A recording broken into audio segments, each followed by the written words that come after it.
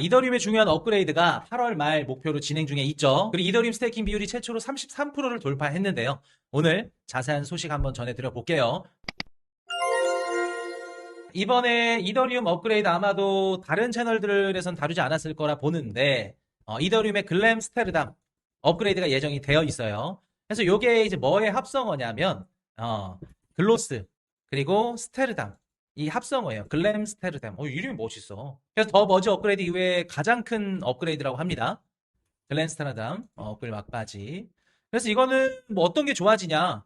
뭐 의미가 없어요, 여러분들. 항상 제가 이더리움 투자하신 분들한테 이더리움 가격이 좋은 이유, 이더리움 가격이 좋진 않죠. 이더리움을 제가 좋게 보는 이유, 기술력이 좋아서? 아니요. 뭐 속도가 빨라서? 아니요. 이거보다 더 좋은 거, 수수료 저렴한 거, 뭐 기술력 좋은 거 많아요. 그러면 제일 이더리움에 대한 기대가 큰 거, 확장성이라고 말씀드렸죠. 수수료 필요 없다, 기술력 필요 없다. 모든 월가에 있는 기관들이 쓸 수 있게끔 확장성이 따라주면 된다. 그럼 이번에 업그레이드가 이제 글램스테르담이라고 이 업그레이드가 이제 뭐냐면 취지가 뭐냐면 수수료 낮춰주는 거예요. 그리고 또 속도 뭐 좀 올려주고 블록 빌딩 온체인 확장성 좀 올려주고 수수료 싸게 해주고 그럼 이런 분들 계실 거야. 쿠슈님 이더리움 수수료 또 내리면 이더리움 체인이 돈을 못 버는데 이게 토큰 가격이 올라갈 수 있을까요? 하나는 알고 둘을 모르는 거죠.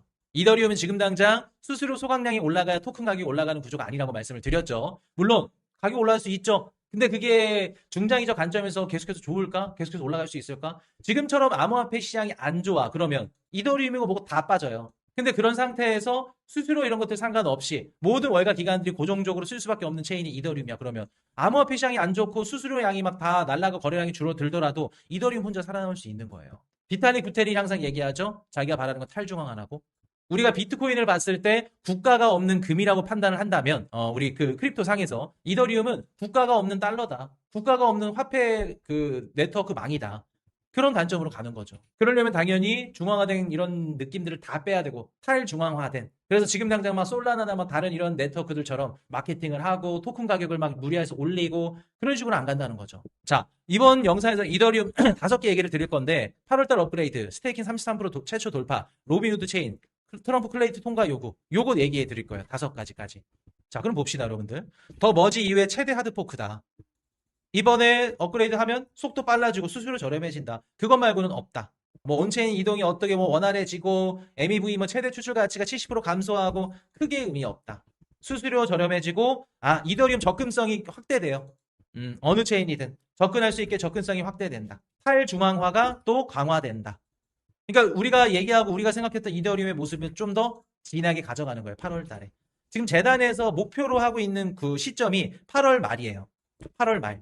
근데 이것도 지연될 수도 있겠죠. 전 지연된다고 봐요. 9월달, 10월달 올해 하반기로 보시면 될 것 같은데 지금 목표로 한 게 8월 말이다. 자, 다음 시간에 한번 말씀을 드리겠지만 여러분들 지금까지 이더리움 투자하신 분들 오래되신 분들 한번 생각해 보세요. 이더리움이 대규모 업데이트를 앞두고 가격이 어떻게 됐었죠? 항상 대규모 업그레이드 이후에는 떨어졌지만 이전에 항상 선반영되면서 올랐죠. 그럼 만약에 8월 말에 한다고 하면 최근에 좀 많이 올랐는데 그게 그것 때문에 그런가? 라고 생각할 수도 있고. 요 내용은 제가 다음 시간에 한번 또 정리해서 갖고 올게요. 자, 두 번째, 스테이킹 33% 사상 최고치라고 합니다. 스테이킹이 뭔지 아시죠, 여러분들? 이더리움 풀에 잠궈 놓는 겁니다. 잠궈 놓는 양만큼 시장의 유통량이 빠진다는 거예요.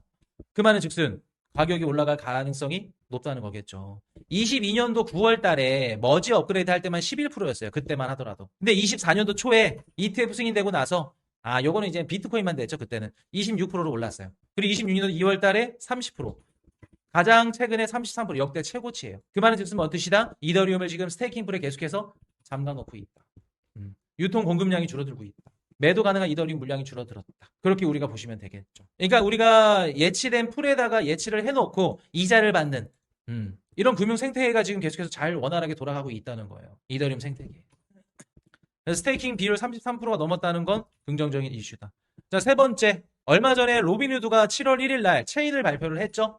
아비트럼에서 이제 L2로 레이어 2로 이제 그 발행을 했는데 어찌됐든 간에 결론적으로 토큰 소각량 그 수수료 토큰은 수수료 소각은 이더리움 토큰으로 하는 거죠. 결국에는 이더리움이 흥한 거다. 아비트럼 수혜받고 이더리움 수혜받고 로빈후드 체인 수혜받고 최근에 이더리움의 ETF 유입량이 좀 늘어났죠. 그리고 이더리움의 활성화 사용자 수가 좀 늘어났어요. 그 말은 로빈후드 체인이에요.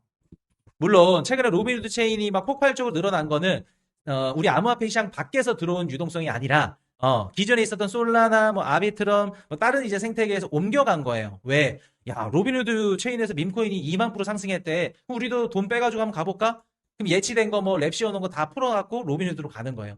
그러니까 쉽게 말해서 왼쪽 주머니에서 오른쪽 주머니를 옮긴 거야. 우리가 진짜 바라는 거는 그냥 우리 주머니 밖에서 외부에서 돈이 들어와가지고 이더리움 생태계로 꽂히는 건데 그게 아니라 기존에 있는 유동성 암호화폐 시장에서 유동성만 원활히 왔다 갔다 하는 거예요. 그래서 우리가 아직까지 섣부르게 뭐 이더리움 체인이 뭐 수혜를 받는다라고 얘기는 할 수는 없겠지만 그럼에도 불구하고 야 이래서 이더리움이 확장성이 좋구나. L1이든 L2든 뭐 L2에서 발생하는 수수료가 이더리움 소각량이 얼마 안 된다고 하더라도 어쨌든 결국엔 이더리움 채택을 하는구나. 한 가지 알 수가 있겠죠. 그리고 로빈후드 여러분들 2,300만 계좌예요. 미국 개인 투자자들, 주식 투자자들.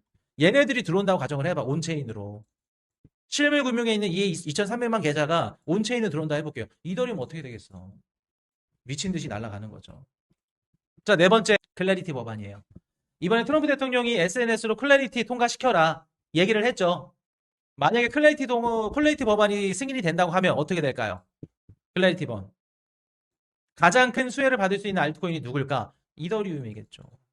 왜? 클래리티 법안의 가장 큰 요지는 스테이블 코인 승인, 스테이블 코인 시장이 확장되는 거고, 스테이블 코인이 어떤 체인에서 가장 많이 사용이 되냐? RWA, 디파이, 뭐 NFT, 메타버스 모든 생태계 이더리움이죠. 이더리움이죠. 그럼 클래리티가 승인되면 가장 폭발적으로 움직일 수 있는 알트코인 중에 한 가지가 이더리움이 될 거예요.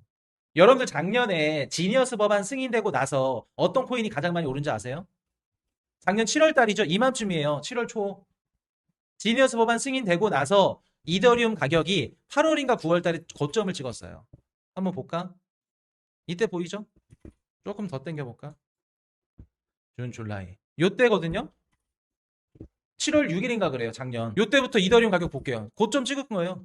지니어스법 통과되니까 시장도 아는 거야. 누가 가장 큰 수혜를 받았다? 이더리움이구나. 스테이블 코인 이더리움. 쭉 올라가죠. 고점 찍은 거예요. 작년에 700인가 800까지 올라갔죠. 그때 요때예요.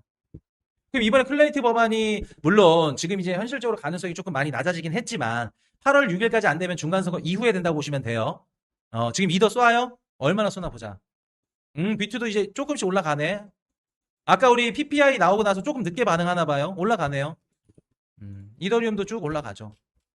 자, 그럼 다시 봅시다. 작년 7월 달에 지니어스 법안 통과되고 나서 이더리움이 가장 많이 올랐고, 그럼 이번에 클래리티 법안 승인되면 이더리움이 가장 많이 오를 거예요. 비트마인 때문에 스테이킹 비율이 확 올라간 것 같아요. 그것도 맞아요. 왜 스테이킹 비율이 이렇게 갑자기 올라갔냐면 디지털 에셋 트레저리 이더리움을 사모으는 기업들이 생겼잖아요. 비트마인, 뭐 샤프링크 이런 애들이 있잖아. 이런 애들이 담으니까 어떻게 보면 이런 그 모델들이 레퍼런스 모델이 딱 되면서 시장에서 이제 계속해서 이제 재우는 거죠. 이더리움을 스테이킹을 하는 거지. 그럼 클래리티 법안의 최대 수혜는 이더리움이 되지 않을까? 이더리움이 되지 않을까? 이런 식으로 쭉. 트럼프 대통령이 SNS로 엊그저께 그랬죠. 클래리티 빨리 승인시키라고. 7월 달도 뭐 나쁘지 않고 이더리움. 그래서 이더리움 ETF에도 유입이 들어오고 있고. 그래서 만약에 아까 말씀드렸던 8월 말에 이번에 대규모 업데이트가 있죠. 만약에 대규모 업데이트 전에 항상 이더리움 가격이 올랐거든요. 그게 작용을 한다고 하면은 지금 구간이 될 수도 있겠죠. 8월 말이니까 지금 7월 초 한 달 거의 한 두 달 전? 두 달까지는 안 되겠다. 한 달하고 한 보름 정도? 전부터 지금 가격이 올라가는 그런 움직임들. 그래서 저는 개인적으로 이더리움 뭐 항상 똑같지만 비트마인도 그렇고 좋다. 자, 좋게 본다. 여러분들 저 비트마인 많이 갖고 있어요. 물려 있어서 그렇지. 여러분들 하우스분들은 아시죠? 이더리움도 많이 갖고 있어. 그렇기 때문에 저는 개인적으로 또 좋게 볼 수도 있어요. 왜? 내가 갖고 있는 거니까. 그래서 이런 부분들을 여러분들이 판단을 하시고 여러분들도 한번 선택을 하시면 좋을 것 같아요. 아시겠죠?